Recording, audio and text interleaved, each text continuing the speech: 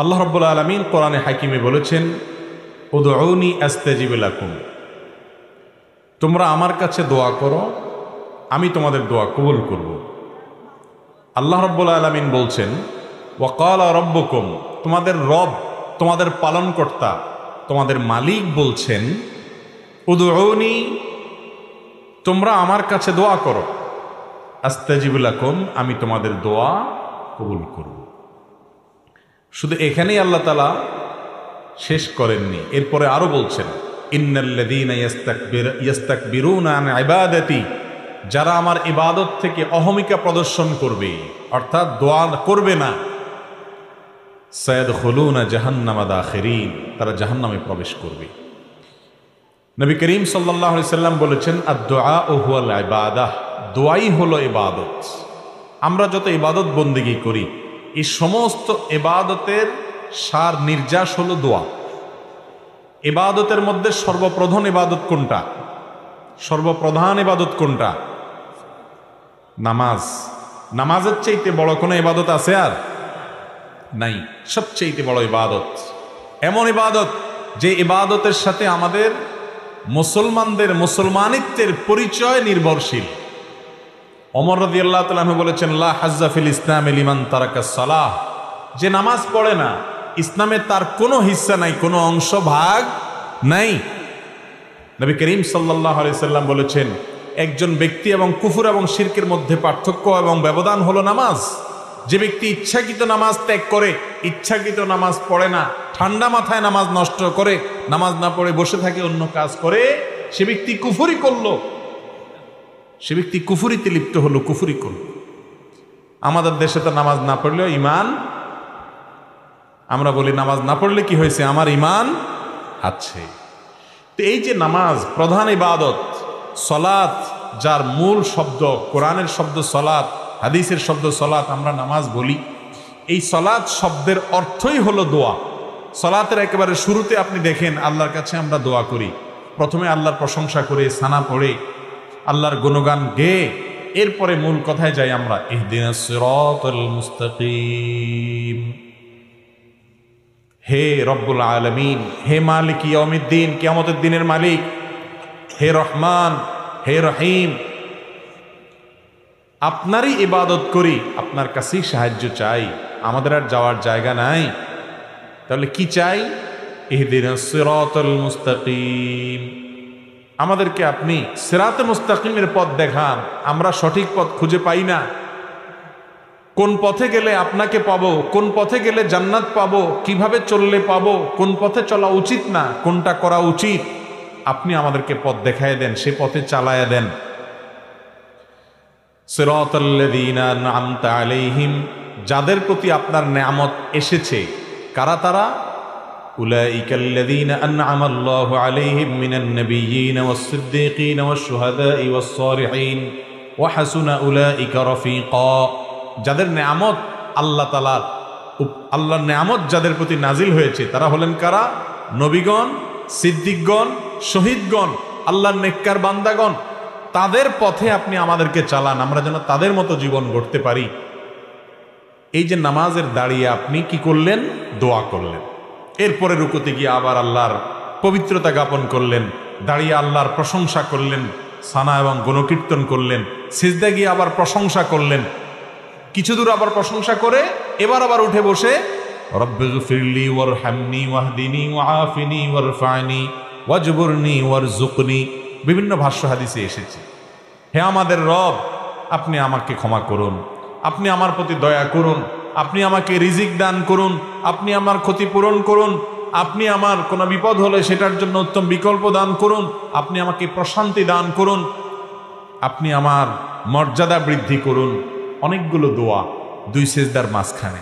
তাহলে লক্ষ্য করেন, নামাজের শুরুতে আল্লাহর কাছে আপনি প্রশংসা করে, গুণকীর্তন করে, সানা পড়ে, আলহামদুলিল্লাহ, আল্লাহর প্রশংসা, রব্বুল আলামিনের স্বীকৃতি দিয়ে, মালিক ইয়াউমিদ্দিনের স্বীকৃতি দিয়ে, রহমান রাহিমের স্বীকৃতি দিয়ে, তিনি ছাড়া আর কেউ নেই, আপনার যাওয়ার কোনো জায়গা নেই, সেই স্বীকৃতি দিয়ে তার কাছেই শুধু চান, সেই কথা বলে এরপরে আসল দরখাস্ত পেশ করছেন, ইহদিনাস সিরাতাল মুস্তাকিম, আল্লাহ সঠিক পথে যেন চলতে পারি।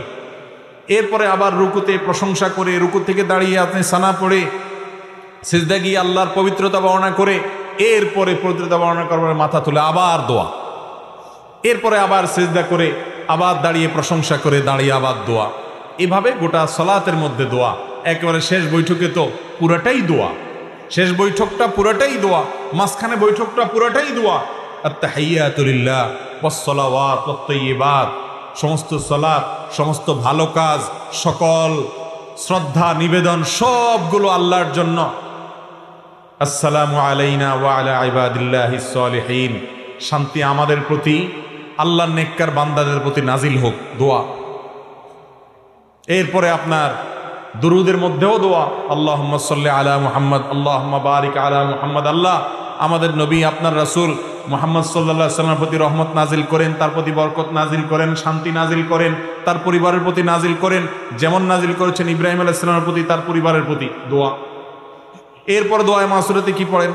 আল্লাহুম্মা ইন্নী যালামতু নাফসি, আল্লাহ নিজের প্রতি নিজে কত অবিচার করেছি, কত অন্যায় করেছি, কত পাপ করেছি, কত গুনাহ করেছি।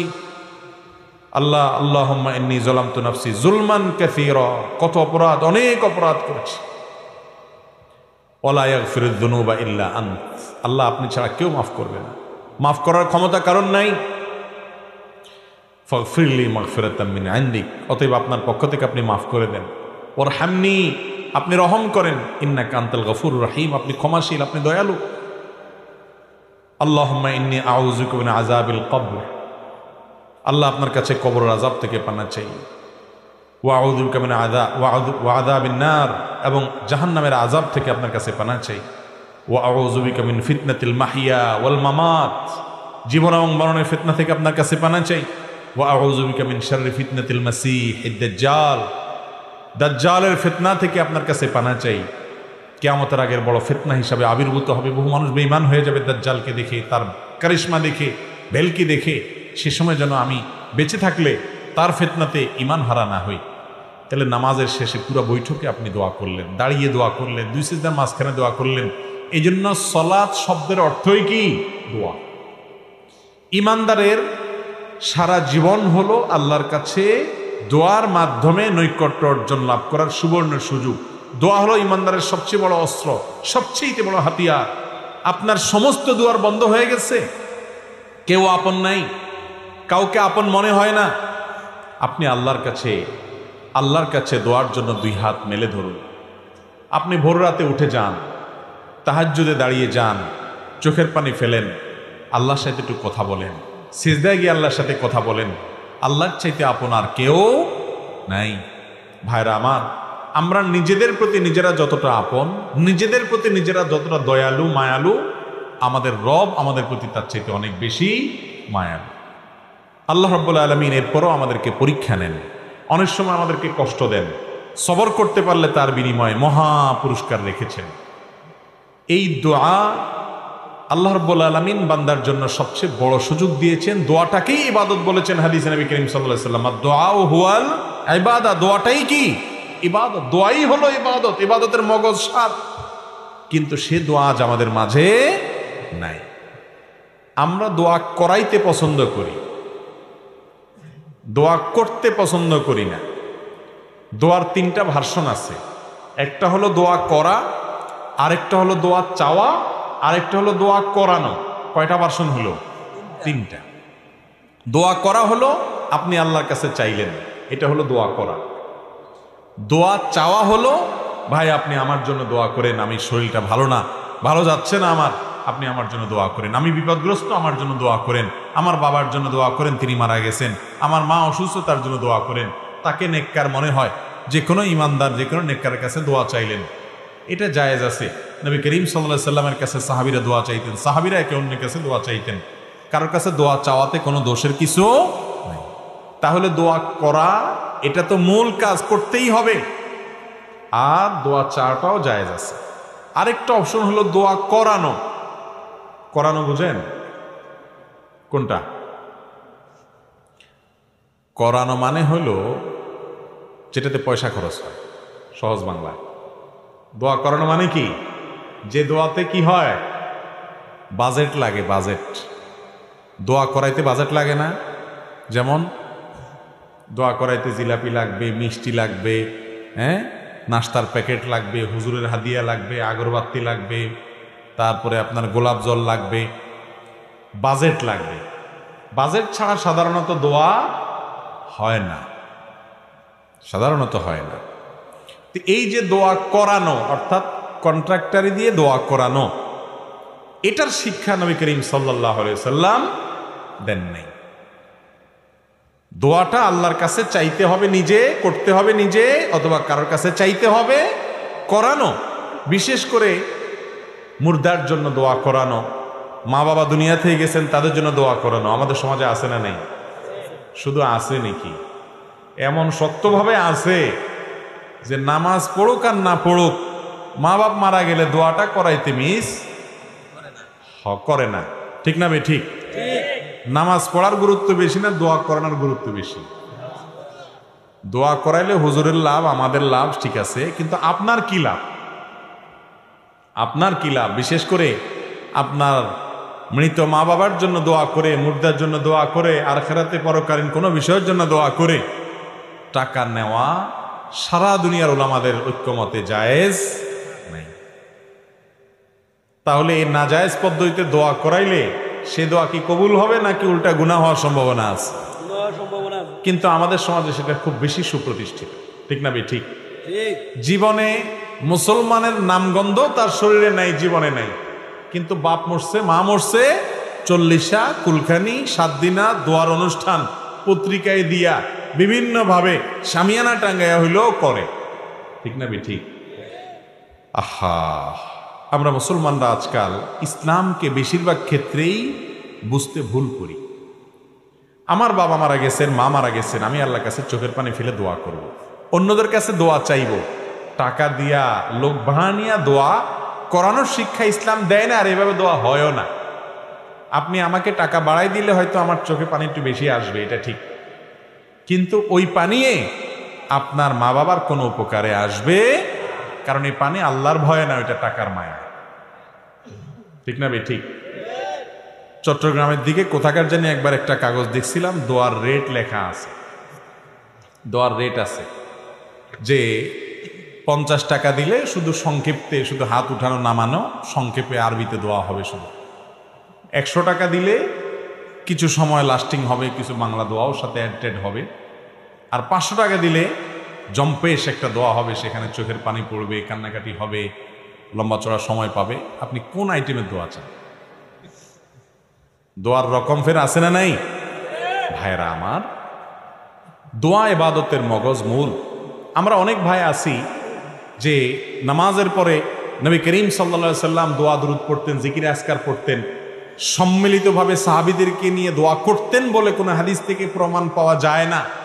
তিনি নামাজের পরে দোয়া দুরূদ পড়তেন। সেই মাসআলা জানার পর যে কোনো নামাজের পরে যে দোয়া কবুল হয় এটা ভুলে গেছে, জীবনের পরে আল্লাহর কাছে হাত তোলাই ভুলে গেছে। জি তো জোর করে বলন লইছিলেন, এখন থেমে গেছে। ঠিক না বে ঠিক?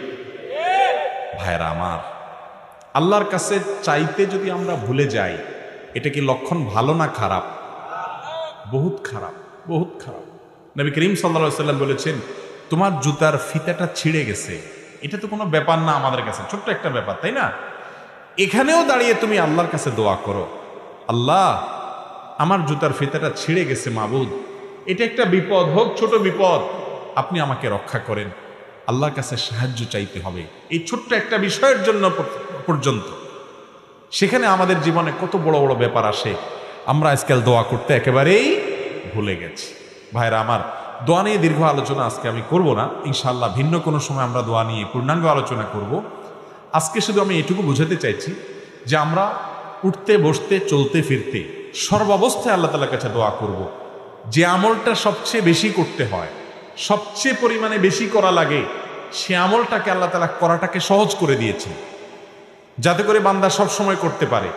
এই জন্য আল্লাহর জিকির মুখে উচ্চারণ করবেন বা মনে মনে করবেন, এটার জন্য কি ওযু শর্ত? না। বিনা ওযুতে আল্লাহর জিকির করা যায় কি যায় না? কেন? কারণ জিকিরটা সারাক্ষণ করতে হয়। প্রিয় নবী সাল্লাল্লাহু আলাইহি সাল্লামের জীবনে আপনি যদি তাকিয়ে দেখেন, সুবহানাল্লাহ, জিকির ছাড়া তার জীবনে কোনো কাজই ছিল না, পুরো জীবনই জিকিরই জিকির। ঘর থেকে বের হচ্ছেন বিসমিল্লাহ, ঘরে প্রবেশ করছেন বিসমিল্লাহ, ঘুমাইতে যাচ্ছেন দোয়া, ঘুম থেকে উঠে দোয়া, ঘুম ভেঙে গেছে দোয়া, টয়লেটে ঢুকতেছেন আল্লাহর নাম নেওয়া দোয়া, টয়লেট থেকে বের হচ্ছেন আল্লাহর নাম নেওয়া দোয়া, রাতে শোয়ার আগে অনেক দোয়া, সকালে দোয়া, সন্ধ্যায় দোয়া, বাজারে ঢুকতে দোয়া। এরকম ভাবে জীবনের প্রতিটা পদক্ষেপে, প্রতিটা পায়ে পায়ে, প্রতিটা কাজে কাজে দোয়া আর দোয়া, দোয়া আর দোয়া। যেহেতু সারাক্ষণ দোয়া করতে হয়, সারাক্ষণ জিকির করতে হয়, এই জন্য জিকিরেও অজু লাগে না, দোয়াতেও অজু লাগে না। অজু থাকলে ভালো, পবিত্র অবস্থা দোয়া করা অনেক বেশি ভালো, উত্তম। দোয়া কবুল হওয়ার জন্য জোরালো আশা করা যায় অজু থাকলে, কিন্তু বিনা অজুতেও দোয়া করা যায়। কেন?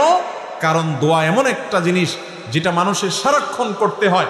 একজন মানুষ শুয়ে আছেন, তিনি এই শুয়ে শুয়ে ঘুম আসছে না, তিনি আল্লাহর কাছে দোয়া করতে পারেন, তার নিজের জন্য, অন্যদের জন্য, জীবিতদের জন্য, মৃতদের জন্য আল্লাহর সাথে কথা বলতে পারেন। দোয়া হলো আল্লাহর সাথে কথা বলার সুযোগ। ভাইরা আমার, এই সুযোগটা আজ আমরা অনেকেই হাতছাড়া করি। ইমানদারের সবচেয়ে বড় অস্ত্রটা আজ অবহেলিত থেকে যায়, আমরা ব্যবহার করি না, সেটা হলো দোয়া। আল্লাহর কাছে দোয়া করবো তো ইনশাল্লাহ সব সময়। ভাইরা আমার, দোয়া করার ব্যাপারে আমাদের একটা ভয় আছে, একটা আতঙ্ক আছে। আতঙ্কটা কি? আমরা মনে করি আমাদের দোয়া কি আর কবুল হবে, এই জন্য আমরা নিজেরা দোয়া টোয়া করি না, যে আমি দোয়া করি কি হবে, গুনাহগার মানুষ, হুজুরে 20, 50, 100, 200, 500, 1000 টাকা দিলে হুজুর দোয়ার মায়ের পেজগুলো ভালো জানেন, কত সুন্দর ছন্দের তাল মিলায় মিলায়, সুর দিয়া দিয়া, হ্যাঁ, কবিতার সাথে আপনার সুন্দর করে গোছায় গোছায় হুজুর দোয়া করেন। আমি তো এত মায়ের পেজ দিয়ে দোয়া করতে জানি না। এই কারণে আমাদের অনেক ভাই বোন নিজেরা আল্লাহর কাছে দোয়া করা থেকে মাহরুম থাকেন, বঞ্চিত থাকেন। ঠিক না ভাই? ঠিক। ভাইরা আমার, আল্লাহ তাআলার কাছে দোয়া কবুলের জন্য খুব মায়ের পেজ দিয়ে, খুব আপনার সুন্দর গোছানো ভাষা দিয়ে, খুব আবেগ সৃষ্টি হয় সেরকম সুরের তালে তালে, ছন্দের তালে তালে দোয়া করতে হবে, এমন কোনো শর্ত কোরআন হাদিসের কোথাও বলা হয় নাই। দোয়া কবুলের জন্য মূল যে বিষয়টা লাগবে সেটা কি? নবী করিম সাল্লাল্লাহু আলাইহি সাল্লাম বলেছেন, লা ইয়াজালু ইস্তাজাবু লিল আবদ, বান্দার দোয়া ততক্ষণ পর্যন্ত কবুল হতেই থাকে, কখনো দোয়া ফেরত দেওয়া হয় না। মা লাম ইয়াদউ বিইসমিন আও কাতিআতি রাহমিন, যদি কোনো পাপের দোয়া না করে, অন্যায় কাজের জন্য দোয়া করে, আল্লাহ আমি যেন এই আকামটা করতে পারি তৌফিক দান করো, এরকম যদি দোয়া না করে, আর আত্মীয়তার বন্ধন ছিন্ন করার জন্য দোয়া যেন না করে, আল্লাহ অমুকের চেহারা যেন আমি আর না দেখি, তার সাথে আমার কোনো সম্পর্ক যেন না থাকে, আত্মীয় স্বজনের সাথে এরকম সম্পর্ক ছিন্ন হওয়ার মতো খারাপ দোয়া যদি না করে, পাপের কোনো অপরাধ কাজের জন্য আল্লাহর কাছে যদি দোয়া করার স্পর্ধা না দেখায়, আত্মীয়তার সম্পর্ক ছিন্ন করার যদি দোয়া না করে, এবং তাড়াহুড়ো যদি না করে, এই 3 কাজ যদি করে, বান্দার দোয়া আল্লাহ অবশ্যই কবুল করেন। আরেকটা সম্পূরক শর্ত হলো দোয়া কবুলের জন্য হালাল উপার্জন। যার উপার্জন হালাল, যার দেহ গঠিত হয়েছে হালাল খাদ্য দ্বারায়, আল্লাহ তাআলা তার দোয়া ফেরত দেন না। আপনি দোয়া করতে চান, হালাল উপার্জনটার দিকে খেয়াল রাখেন। দোয়ার শুরুতে আল্লাহর প্রশংসা করেন, নবী করিম সাল্লাল্লাহু আলাইহি ওয়াসাল্লামের প্রতি দুরূদ প্রেরণ করেন, আল্লাহ আপনি তার প্রতি রহম করেন, এভাবে দোয়া করেন। এরপরে যত বৈধ চাওয়া আছে সেগুলো পেশ করেন। দোয়ার করে শেষ করার পর কবুল হলো না কেন, দোয়া এখনো কবুল হয় নাই, অস্থির হবেন না। যদি অস্থির হন, তাড়াহুড়া করেন, তাহলে সেই দোয়ার কোনো লাভ আপনি পাবেন না। দোয়া কবুলের 3টা ধাপ আছে ভাই।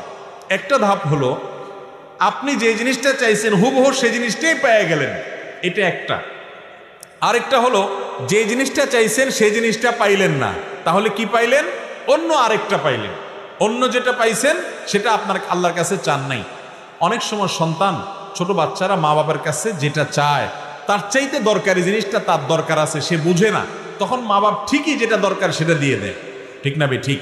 ঠিক একইভাবে আমরা আল্লাহর কাছে একটা জিনিস চাই, অনেক সময় মনে করি এটা পাইলে মনে হয় সুখের সাগরে ভাসবো, এর চাইতেও দরকারি একটা জিনিস আমার দরকার, সেটা আমার মাথায় নাই। আল্লাহ তাআলা দেখা যায় আমার ওই দোয়াটা কবুল না করে, অর্থাৎ যেটা চাইছি সেটা না দিয়ে তার চেয়ে দরকারি একটা দেয়। এটাও এক প্রকারের দোয়া কবুল। দোয়া কবুলের 3 নম্বর ধাপ হলো আমরা আল্লাহর কাছে দোয়া করলাম, দুনিয়াতে কিছুই পাবো না, কিন্তু এই দোয়াটার বিনিময়ে আখিরাতে একটা পুরস্কার জমা হবে। ওই পুরস্কার পাওয়ার পরে বান্দা বলবে, আল্লাহ দুনিয়াতে কোনো দোয়া কবুল না হয়ে আজকে যদি সবগুলোর জন্য সওয়াব পাইতাম তাহলে সেটাই আমার জন্য বেটার হইতো, ভালো হইতো। দুনিয়ার দোয়া যে কবুল হয়েছে সেটা তো মৃত্যুর সঙ্গে সঙ্গে দোয়ার যে উপকারিতা শেষ, আখিরাতে যেটা জমা আছে এটা তো অনন্ত অসীম কাল পর্যন্ত আমি ভোগ করতে পারবো। এই জন্য ইমানদার দোয়া করার পর কবুল হইল না কেন, দেরি হইল কেন, কবুল হচ্ছে না কেন, অস্থির হবে না, নিরাশ হবে না। দোয়া এই কথা চিন্তা করে যে কবুল হয় না তাহলে ছেড়ে দেই, এই চিন্তা করে দোয়া ছেড়ে দিবে না। এরকম যদি দোয়া করতে থাকে, আস্থা থাকে যে দোয়া কখনো বিফলে যাবে। আপনার যদি হালাল উপার্জন থাকে, আপনি যদি হালাল ভক্ষণ করে দোয়া করেন, আপনি যদি আল্লাহর কাছে হারাম কোনো দোয়া না করেন, আপনি যদি দোয়া করার পরে হুলস্থুল না করেন কবুল হইল না কেন এই কথা বলে, আপনি যদি আল্লাহর কাছে কায় মনোবাক্যে অন্তরের গভীর থেকে বিনয়ের সাথে, মনোসংযোগের সাথে, খুশুর সাথে, আন্তরিকতার সাথে আল্লাহর কাছে যদি দোয়া পেশ করেন, দোয়াতে যদি নবী সাল্লাল্লাহু আলাইহি ওয়াসাল্লাম দুরূদ পেশ করেন, আল্লাহর প্রশংসা করেন, আপনার ওই দোয়া গুলি মিস হলেও মিস হওয়ার কোনো কারণ নাই। আপনি দোয়ার উপকারিতা বা ধাক্কা অনেক সময় অনেক পরে দেখবেন, অনেক পরে দেখবেন। আল্লাহর বিভিন্ন নবী রাসূলদের দোয়ার কথাই কোরআনে আছে। আল্লাহ রাব্বুল আলামিন উল্লেখ করেছেন, হয়তো কখনো কেউ দোয়া করেছেন কবুল হয়েছে অনেক পরে এসে, আছে না নাই? আমরাও নিজেরা যখন দোয়া করি খেয়াল করবেন, শেখ শাহরবি রাহিমাহুল্লাহ তিনি একটি কথা বলতেন যে আমরা অনেক সময় দোয়া করার পর দেখা যায় দোয়া করছি আরো 10 বছর আগে, এরপরে আমি ছেড়েও দিছি দোয়া, ভুলেও গেছি দোয়া যে করছি, 10 বছর পরে সেই জিনিসটা পেয়ে গেছি যেটা আমি 10 বছর আগে আল্লাহর কাছে চাইছিলাম। এরকম অনেক সময় হয় কি হয় না? আমরা ভুলে যাই কিন্তু আমাদের মালিক ভুলেন না। এই জন্য বুদ্ধিমান ইমানদার দোয়া করতে থাকবে, দোয়া করতে থাকবে। বড় দামি জমি অ্যাসেট আছে, এই অ্যাসেটটা কেউ বেদখল করে রাখছে, ঝামেলা করছে, কোনোভাবে সমাধান করতে পারছেন না, বিভিন্ন জায়গায় গেছে, তাবিজ কবজ অনেক কিছু অনেকে দিচ্ছেন কিন্তু উপকারে আসে নাই। তো স্যার রাহিমাহুল্লাহর বক্তব্যে বলেছেন যে আমার কাছে একবার এসে বলেছেন যে আপনি একটু বলেন তো কি আমল করব। তো স্যার তাকে শিখাই দিলেন যে আপনি তাহাজ্জুদের সময় উঠবেন, আল্লাহর কাছে সুন্দর করে 2 রাকাত করে লম্বা সময় নিয়ে ধীরে ধীরে রুকু সিজদা বড় করে করে আপনি একটু নামাজ পড়বেন। এরপরে তাহাজ্জুদের পরে আল্লাহর সামনে হাত তুলে চোখের পানি ফেলে নিজের অসহায়ত্বের কথা স্বীকার করে, আল্লাহ আমার কেউ নাই, আমার কোনো বড় পাওয়ারফুল ব্যক্তি নাই, বড় কোনো হ্যালো বলার লোক নাই, পয়সা করি নাই, গায়ের জন্য নাই, আল্লাহ আমি দুর্বল, কিন্তু আমি আপনার গোলাম, একটা পরিচয় আমার আছে, আপনি আমার মালিক, আপনি আমাকে হেফাজত না করলে কেউ করেন না। একটু ভালো করে দোয়া করেন, চোখের পানি ফেলেন, সিজদায় গিয়ে লুটিয়ে পড়ে আল্লাহর কাছে দোয়া করেন। আকরাবু মা ইয়াকুনুল আবদু মির রাব্বিহি ওয়া হুয়া সাজিদ, বান্দা সবচেয়ে আল্লাহর কাছে যেতে পারে যখন সিজদায় চলে যায়, ওই জায়গায় গেলে দোয়া করেন। লোকটা সেভাবে দোয়া করলেন। স্যার রাহিমাহুল্লাহ তার বক্তব্যে বলেছেন যে কিছুদিন পরেই সে লোকটা আমার কাছে এসে বললেন যে আল্লাহ রাব্বুল আলামিন আমাকে অলৌকিকভাবে, অবিশ্বাস্যভাবে আমাকে আল্লাহ তাআলা আমার এই বিপদ থেকে উদ্ধার করে দিয়েছেন এই দোয়ার মাধ্যমে। আমরা দোয়া করবো না আল্লাহর কাছে ইনশাআল্লাহ? ইনশাআল্লাহ। দোয়া আজকে বিদায় হয়ে গেছে ভাই, দোয়া আমরা এখন আর করি না। উঠতে বসতে মুখে দোয়া তো পড়বই, আর বিশেষভাবে আল্লাহর কাছে লম্বা সময় নিয়ে একটু কথা বলবো। প্রতিদিন একটা বার অন্তত আল্লাহর সাথে একটু কথা বলতে হবে, চেষ্টা করবো না আমরা সবাই ইনশাআল্লাহ? আল্লাহ তাআলা আমাদের সবাইকে তৌফিক দান করুন। দোয়ার ক্ষেত্রে কোরআন এবং হাদিস যে ফরম্যাট শিক্ষা দিয়েছে, সেই ফরম্যাটের দোয়াগুলোকে আপনি যদি করেন সবচেয়ে বেটার, সবচেয়ে উত্তম, কবুল হওয়ার সবচাইতে বেশি সম্ভাবনা, কারণ এই ফরম্যাটটা স্বয়ং আল্লাহর পক্ষ থেকে প্রাপ্ত, রাসূল আকরাম সাল্লাল্লাহু আলাইহি ওয়াসাল্লামের তরফ থেকে প্রাপ্ত। নবীজির সেখানে দোয়াগুলো বেশি বেশি পড়বেন। আমরা অনেক সময় দেখি বিভিন্ন ওজিফার বই পড়ে অনেক মহিলারা, মা বোনরা, দাদি চাচিরা, অনেক মুরব্বীরা, এই সমস্ত ওজিফার বইতে যেসব দোয়া লেখা আছে, এই দোয়াগুলো না কোরআনে বর্ণিত না হাদিসে বর্ণিত। এমনিতে যে কোনো ভাষায় দোয়া করা যায়। আপনি আল্লাহর কাছে বাংলা দোয়া করলেও আল্লাহ কবুল করবেন। আপনার মনে মনে কি বলছেন সেটাও আল্লাহ তাআলা বুঝেন। ওই হুজুর দোয়ার মায়ের প্যাচ বুঝে আপনি বুঝেন না, তারপরও আল্লাহ তাআলা আপনার দোয়া কবুল করবেন। আপনি গুনাহগার, আপনার দোয়া কি কবুল হবে এই চিন্তা করে যারা দোয়া থেকে দূরে থাকছেন, নিশ্চিত থাকেন আপনাকে দূরে রাখছে স্বয়ং ইবলিস। কারণ ইবলিস জানে দোয়ার মাধ্যমে আপনি পাতাল থেকে আকাশে উঠে যাবেন, দোয়ার মাধ্যমে আপনি জাহান্নামী থেকে জান্নাতি হবেন, দোয়ার মাধ্যমে আপনার সাথে আল্লাহর সম্পর্ক গাঢ় হবে, দোয়ার মাধ্যমে আপনার ঈমান মজবুত হবে, দোয়ার মাধ্যমে আপনার ইবাদত প্রকৃত অর্থে ইবাদত হবে। এই জন্য ইবলিস আপনাকে দোয়া থেকে দূরে রাখানোর জন্য, দোয়া থেকে মাহরুম করার জন্য, বঞ্চিত রাখার জন্য আপনাকে নিরাশ করে দেয়। বলে যে না, তোর দোয়া কি কবুল হতে, এত পাপ করছস, এত গুনাহ করছস, তোর দোয়া কি কবুল হবে? এরকম ইবলিস বলে কি বলে না? একটা ঘটনা আপনাদেরকে বলি। মিস্টার ইবলিস, শয়তান, সে যত খারাপ, আমরা কেউ কি এত খারাপ হইতে পারবো? কথা বুঝেন নাই? আমরা যত খারাপ হই ইবলিসের চাইতে বেশি খারাপ হইতে পারবো না। সেই ইবলিস যখন আল্লাহ রাব্বুল আলামিন তার উপরে অসন্তুষ্ট, রাগান্বিত, আদমকে সিজদার নির্দেশ করার পর সে ডিনাই করেছে, আল্লাহর সামনে সরাসরি বিদ্রোহ করেছে, আল্লাহর হুকুমকে লঙ্ঘন করেছে। এই মুহূর্তে আল্লাহর রাগান্বিত অবস্থায় সে আল্লাহর কাছে দোয়া করে বসছে। ইবলিস দোয়া করছে, বুঝেন কি দোয়া করছে?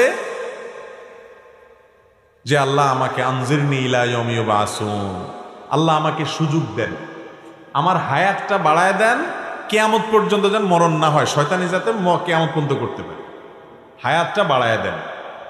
এ দোয়া কে করছে? ইবলিসে। কার কাছে করছে? কোন টাইমে করছে? আল্লাহর রাগের সময়। আল্লাহর অবাধ্য হয়েছে, সামনে বেয়াদবি করেছে, হুকুম লঙ্ঘন করেছে। আল্লাহ তাআলা তো চাইলে তাকে চরম শাস্তির মধ্যে তখনই ফেলতে পারেন। ওই রাগের মুহূর্তে পর্যন্ত আল্লাহর কাছে সে দোয়া করে বসছে। মজার বিষয় হলো সাথে সাথে আল্লাহ দোয়া মঞ্জুরও করছে। মঞ্জুর করছেন না করেন নাই? এরপরের আয়াত কি?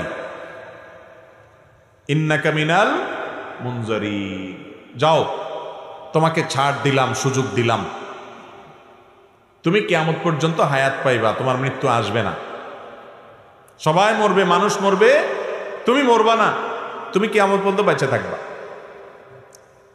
তাহলে ইবলিস যদি আল্লাহর রাগের সময় আল্লাহর কাছে দোয়া করে সাথে সাথে দোয়া মঞ্জুর করাইতে পারে, আপনার আমার দোয়া কবুল হবে কি হবে না? ইনশাআল্লাহ। এরপরও যদি কেউ আল্লাহর কাছে দোয়া করতে ইতস্তত বোধ হয়, যদি দোয়া করতে দ্বিধা হয়, যদি দোয়া করতে সংশয় হয়, তার চাইতে কপাল পড়া আর কেউ হতে। ইবলিসের দোয়া যদি কবুল করে, আপনি আল্লাহর ইমানদার বান্দা, হয়তো ভুল ত্রুটি করেছেন, কিন্তু আপনি বেঈমান না, আপনি কাফের না, আপনি ইবলিসের মতো খারাপ হতে পারবেনও না। তার চাইতে হাজার লাখো গুণ ভালো আপনি আল্লাহর প্রিয় বান্দা, আল্লাহর আদরের বান্দা। আপনি আল্লাহর কাছে দোয়া করলে আল্লাহ দোয়া অবশ্যই শুনবেন ইনশাআল্লাহ। দোয়া করবো তো ইনশাআল্লাহ। তো যে কথা বলছিলাম, দোয়া করার ক্ষেত্রে কোরআন যে দোয়াগুলোর কথা বর্ণনা করেছে, বিভিন্ন নবীদের দোয়ার কথা কোরআনে আছে, যে তারা এই ভাষায় দোয়া করেছেন, এই শব্দে দোয়া করেছেন, এই কথাগুলো দিয়ে দোয়া করেছেন, আল্লাহ রাব্বুল আলামিন সেগুলোর উল্লেখ করেছেন। সেগুলো দিয়ে যদি আল্লাহর কাছে দোয়া করেন, তাহলে সেই দোয়া কবুল হওয়ার সম্ভাবনা অনেক বেশি। ঠিক তেমনি ভাবে নবী করিম সাল্লাল্লাহু আলাইহি সাল্লাম যে দোয়াগুলো শিক্ষা দিয়েছেন, সকাল সন্ধ্যায় সেগুলো পড়বেন, রাতের ওজিফা হিসাবে সেরকম হাদিসে বর্ণিত দোয়াগুলো পড়বেন, ওইগুলো কবুল হওয়ার সম্ভাবনা অনেক বেশি। আর ওজিফার কোনো দোয়া যদি থাকে, সেগুলোর অর্থের মধ্যে খারাপ কিছু যদি না থাকে, পড়তে পারেন, কিন্তু আপনার সামনে এ ক্লাসের সুযোগ আছে, কোরআনের দোয়া, হাদিসের দোয়া যেটা কবুল হয়ে গেছে অলরেডি, সেগুলো কবুল হওয়া দোয়াগুলোকে আপনি বেশি বেশি পাঠ করবেন, সেটা হলো অধিক বুদ্ধিমানের কাজ। আমি তিনটি দোয়ার কথা আপনাদেরকে শুনাই। কোরআনে কারিমে সেগুলোর উল্লেখ করে আল্লাহ তাআলা আবার সাথে সাথে সার্টিফিকেট দিয়ে দিয়েছেন এবং বলেছেন, এই দোয়াগুলো আমার নেককার বান্দারা আমার কাছে করেছে, আমি সেগুলোকে মঞ্জুরও করে দিয়েছি। সেই রকম তিনটা দোয়া আমরা যদি আমাদের জীবনে পাঠ করি, জীবনের সকল সমস্যার জন্যই কিন্তু এই তিনটা দোয়া ঘুরে ফিরে আমাদের প্রযোজ্য হবে। তার একটা হলো কঠিন বিপদে, কঠিন মুসিবতে রক্ষার যখন কোনো পথ খোলা নেই, দেয়াল যখন পিঠের সাথে লেগে গেছে, এরকম সময়ে আমরা দেখেছি আল্লাহর একজন নবী ইউনুস আলাইহিস সালাম আল্লাহর কাছে কিছু বাক্য বলে প্রার্থনা করেছেন। আল্লাহ তাআলা তাকে বিপদ থেকে উদ্ধার করেছেন। কি দোয়া ছিল সেটা? ফানাদা ফিজ যুলুমাত, মাছের পেটে থেকে, অন্ধকারের মধ্যে থেকে, যেখানে মৃত্যু সুনিশ্চিত, সেই জায়গায় তিনি সেই অবস্থায় আল্লাহর কাছে দোয়া করেছেন, আল্লাহ ইলাহা ইল্লা আনতা সুবহানাক ইন্নী কুনতু মিনাজ জালিমিন। দোয়া করে বলেছেন, আল্লাহকে আহ্বান করে ডেকে বলেছেন, ও আল্লাহ, লা ইলাহা ইল্লা আন্ত, আপনি ছাড়া কেউ সত্যিকারের মাবুদ নাই, ইন্নী কুনতু মিনাজ সুবহানাক, আপনার পবিত্র বর্ণনা করছি, ইন্নী কুনতু মিনাজ জালিমিন, আমি হলাম জালিমদের অন্তর্ভুক্ত, আমি নিজের প্রতি নিজে অবিচার করেছি, আমি নিজে ভুল করেছি। আল্লাহর কাছে এই দোয়া করে, এই বাক্যগুলো বলে আল্লাহর কাছে দোয়া করেছেন কে? ইউনুস আলাইহিস সালাম। লা ইলাহা ইল্লা আনতা সুবহানাকা ইন্নী কুনতু মিনাজ জালিমিন। আল্লাহ তাআলা এই দোয়া উল্লেখ করার পর বলছেন, ফাস্তাজাবনা লা, ওয়া নাজ্জাইনাহু মিনাল গাম। এই দোয়া করার পর আমি তার ডাকে সাড়া দিয়েছি, ইউনুসের ডাকে সাড়া দিয়েছি এবং তার বিপদ থেকে তাকে উদ্ধার করেছি। এর পরের অংশটা বেশি গুরুত্বপূর্ণ আমাদের জন্য। এরপরে আল্লাহ বলছেন ওয়াকাযালিকা নুনজিল মুমিনিন, যেভাবে ইউনুস আলাইহিস সালামকে রক্ষা করেছি একইভাবে ঈমানদারদেরকে, কিয়ামত পর্যন্ত আগত ঈমানদারদেরকে বিপদ থেকে রক্ষা করব এই দোয়ার মাধ্যমে। কোন দোয়ার মাধ্যমে? দোয়া ইউনুসের মাধ্যমে। যে কোনো বিপদে পড়ে গেছেন, কোরআনে বর্ণিত কবুল হওয়া দোয়া, নিশ্চিত আল্লাহর কাছে গ্রান্টেড কবুল হওয়া দোয়া, আল্লাহ নবীর দোয়া আল্লাহ কবুল করেছেন, সেটা আল্লাহ জানিয়েও দিয়েছেন। আবার ঈমানদার বান্দারা করলে সেটাও কবুল করবেন, ওয়াদা করেছেন। শুধু তিনি ওয়াদা করছেন তা নয়, নবী করিম সাল্লাল্লাহু আলাইহি সাল্লাম বলেছেন, আল্লাহর কোন বান্দা যখন ইউনুস আলাইহিস সালাম এর দোয়া লা ইলাহা ইল্লা আনতা সুবহানাকা ইন্নী কুনতু মিনাজ জালিমিন, এটা মূলত আল্লাহর প্রশংসা মাখা একটা বাক্য, যেটার মাধ্যমে দোয়াও লুকায়িত আছে, আল্লাহর কাছে প্রার্থনা আছে এর মধ্যে অন্তর্নিহিতভাবে। এই বাক্যের মাধ্যমে যে ব্যক্তি দোয়া করে, নবী করিম সাল্লাল্লাহু আলাইহি সাল্লাম বলেছেন, সে দোয়া কবুল না হয়ে পারে না। তাহলে যে কোনো বিপদ আপদে কোরআনের একটা কবুল হওয়া দোয়া আপনি পাঠ করতে পারেন, সেটা হলো ইউনুস আলাইহিস সালামেরটা। সেই বাক্য হলো আল্লাহকে ডেকে বলবেন, ও আল্লাহ লা ইলাহা ইল্লা আনতা সুবহানাকা ইন্নী কুনতু মিনাজ জালিমিন। মানুষের জীবনে আরেকটা বড় সমস্যা হলো অসুখ বিসুখ, দুরারোগ্য ব্যাধি, এমন মুসিবত, এমন অসুখ যে অসুখ থেকে আরোগ্য লাভের কোনো উপায় আমরা খুঁজে পাচ্ছি না। সাধারণ চিকিৎসা আমরা গ্রহণ করব, সুন্নাত নবী করিম সাল্লাল্লাহু আলাইহি সাল্লাম বলেছেন তোমরা চিকিৎসা গ্রহণ করো, রোগ হলে ঔষধ সেবন করো। আপনার কোনো দুষ্ট জিনের প্রভাব যদি আপনার মধ্যে হয়ে থাকে বলে প্রমাণিত হয়, তাহলে আপনি কোরআন হাদিসের আলোকে ঝাড়ফুঁক করেন, ঠিক আছে, এগুলা গ্রহণ করেন। তবে মূল কাজ ওই আসল জায়গায় দরখাস্ত করে রাখেন, কারণ মঞ্জুর হবে সেখান থেকে। আর সেটার জন্য আল্লাহ নবী আইয়ুব আলাইহিস সালামের একটা দোয়া আল্লাহর খুব পছন্দ হয়েছে, কোরআনে সেটা উল্লেখ করেছেন। ওনার দোয়াটাও আল্লাহ তাআলা কবুল করেছেন। তিনি কি বলেছেন? তিনি বলেছেন আন্নী মাসসানিয়াদ দুররু ওয়া আনতা আরহামুর রাহিমিন। তার অসুখটা ছিল অনেক মারাত্মক অসুখ, অনেক কষ্টের অসুখ, যে অসুখের কারণে তার কষ্টের শেষ সীমানায় তিনি পৌঁছে গেছেন। এত কষ্ট, এত যন্ত্রণা, এত অসুখ, এটা থেকে রক্ষার জন্য তিনি বলেছেন রব্বি আন্নী মাসসানিয়াদ দুর, ও আল্লাহ আমার কষ্ট আমাকে পেয়ে বসেছে, কষ্ট পেয়ে বসেছে, আমার অনেক কষ্ট আল্লাহ, অনেক অসুখ। ওয়া আনতা আরহামুর রাহিমিন, অথচ আপনি সকল দয়ালুদের মধ্যে শ্রেষ্ঠ দয়ালু, অর্থাৎ আমার প্রতি রহম করেন। এটা বলার পর আল্লাহ বলছেন ফাস্তাজাবনা লাহু ফাকাশাফনা বিহি মা বিহি মিন দুর। এই দোয়া করার পর আমি তার দোয়া কবুল করেছি এবং তার বিপদকে দূর করেছি। তাহলে অসুখ বিসুখ হলে আইয়ুব আলাইহিস সালামের দোয়াটা করবেন। সেটা কি? আন্নী মাসসানিয়াদ দুররু আনতা আরহামুর রাহিমিন, তোমার রব্বি আন্নী মাসসানিয়াদ দুররু আনতা আরহামুর রাহিমিন। হে আল্লাহ আমার অসুখে পেয়ে বসেছে, অনেক কষ্ট হচ্ছে, আপনি আরহামুর রাহিমিন, আপনি সবচেয়ে বড় দয়ালু।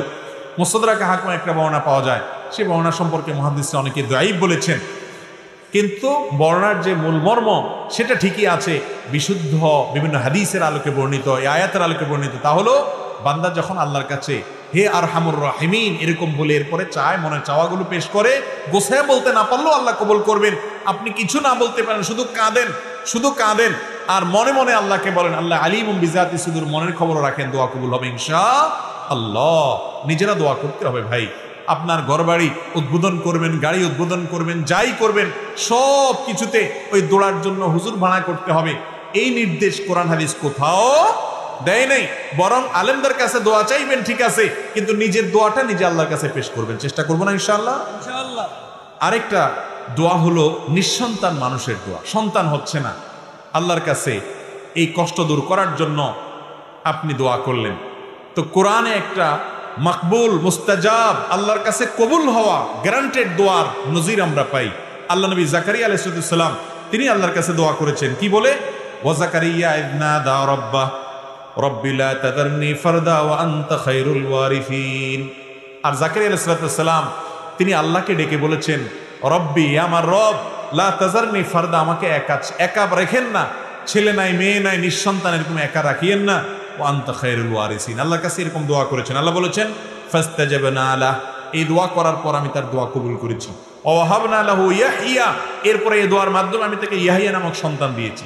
তাহলে জীবনে যে কোনো কমন বিপদে, শত্রুতা, বিপদ, মুসিবত, দেয়ালে পিঠ থেকে গেছে, ইউনূস আলাইহিস সালামের দোয়া পড়বেন, লা ইলাহা ইল্লা আনতা সুবহানাকা ইন্নী কুনতু মিনাজ জালিমিন, আল্লাহকে ডেকে এগুলো বলবেন।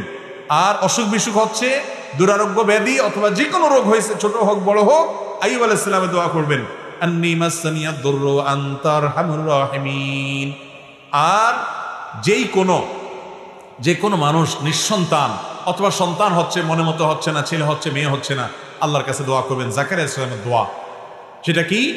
রব্বি লা তাযারনি ফারদা ওয়া আনতা খায়রুল ওয়ারিসিন। এই তিনে দোয়ার পরে আল্লাহ বলেছেন আমার নবীরা অমুক অমুক, এভাবে আমার আল্লাহ বলেছেন তার বান্দাদের এই দোয়ার পরে ফাস্তাজাবনা লা, আল্লাহ তাআলা তাদের দোয়া কবুল করেছেন। অতএব কোরআনে কবুল হওয়া ফরম্যাট এই তিনটা দোয়া যদি আমরা করি, জীবনের সকল সমস্যায় কোরআন বর্ণিত দোয়া আমরা আল্লাহর কাছে করার সুযোগ পেলাম। চেষ্টা করবো না ইনশাআল্লাহ? আল্লাহ তাআলা আমাদের সবাইকে কোরআন এবং হাদিসের আলোকে বিশুদ্ধ পদ্ধতিতে আল্লাহর কাছে দোয়া করার তৌফিক দান করুন। আমাদের সন্তান না হলে আমরা মাজারে যাব না আল্লাহর কাছে দোয়া করব? মাজারওয়ালা নিজে কার কাছে মুখাপেক্ষী? আল্লাহর কাছে মুখাপেক্ষী। তাইলে আমরা কি মাজারওয়ালার কাছে যাব, নাকি মাজারওয়ালা, মাজারে যিনি শায়িত আছেন তিনি যার কাছে চান আমরাও তার কাছে চাইব? আল্লাহ বলেছেন উদউনি, তোমরা আমার কাছে দোয়া করো, আস্তাজিব লাকুম, আমি তোমাদের দোয়া কবুল করবো। আল্লাহ ওয়াদা করেছেন, গ্যারান্টি। আর আমরা যাচ্ছি ওই মাজারে দোয়া চাইতে। আল্লাহ কি কোরআনে কোথাও বলছেন তোমরা মাজারে যাও, আমার প্রিয় বান্দারা শুয়ে থাকলে তাদের কাছে দোয়া করো, তাহলে আমি কবুল করবো? আল্লাহ বলছেন কোথাও? আল্লাহ বলেছেন উদউনি, আমার কাছে দোয়া করো। আমরা যাচ্ছি মাজারে, এর মাধ্যমে দোয়া তো কবুল হচ্ছেই না, বরং ইমানটা খুইয়ে নষ্ট করে শিরক করে আমরা শেষ হয়ে যাচ্ছি। ঠিক না ভাই? ঠিক। সন্তান হচ্ছে না, কার কাছে দোয়া করতে হবে? নাকি কোনো মাজারে যেতে হবে? সন্তান হচ্ছে না, এই জন্য কোনো মাজারে গেলে, কোনো পীরের দরবারে গেলে সন্তান হবে? কার কাছে যাইতে হবে? আল্লাহ রাব্বুল আলামিনের কাছে। আল্লাহর বান্দা যদি আল্লাহর কাছে না গিয়া আল্লাহর বান্দাদের কাছে যায়, দাসদের কাছে যায়, আল্লাহ রাব্বুল আলামিন এটাকে সহ্য করেন না। শিরক আল্লাহর কাছে জঘন্য অপরাধ। কেন জঘন্য অপরাধ আমি আপনাদেরকে একটু উপমা দিই। এখানে যদি ধরেন প্রধানমন্ত্রী আসেন, প্রধানমন্ত্রীর চেয়ারে আপনি যদি একজন চৌকিদারে বসান, ওনার জন্য যে মালা বানাইছেন একই মালা যদি চৌকিদার সাহেবের গলায় দেন, তাহলে প্রধানমন্ত্রীর মেজাজ কি পরিমাণ গরম হবে বলেন? উনি অপমান বোধ করবেন কি করবেন না? অথচ প্রধানমন্ত্রী মানুষ, ওই চৌকিদার সাহেবও কি মানুষ। একজন প্রধানমন্ত্রী আর একজন চৌকিদার এতটুকু পার্থক্য, কিন্তু দুজনই মানুষ। সেখানে আহকামুল হাকিমিন আল্লাহ রাব্বুল আলামিনের সামনে যেটা পেশ করার কথা, দোয়া করার কথা, সেটা যদি আল্লাহর একজন সাধারণ গোলামের কাছে করেন, তাতে আল্লাহ রাব্বুল আলামিনের আরশ কাঁপবে কি কাঁপবে না? আর এই জন্য আল্লাহ বলেছেন ইন্নাল্লাহা লা ইয়াগফিরু আন ইউশরাকা বিহি, আল্লাহর সঙ্গে শিরক করলে আল্লাহ সেটা অপরাধ ক্ষমা করেন না, ওয়া ইয়াগফিরু মা দুনা যালিকা, অন্যগুলো মাফ করেন। এই জন্য আর যা করেন আর না করেন, কোনো মাজারে গিয়ে দোয়া করে শিরিক করবেন না, কোনো মাজারে সিজদা করে দোয়া করে সিজদা করে শিরিক করবেন না।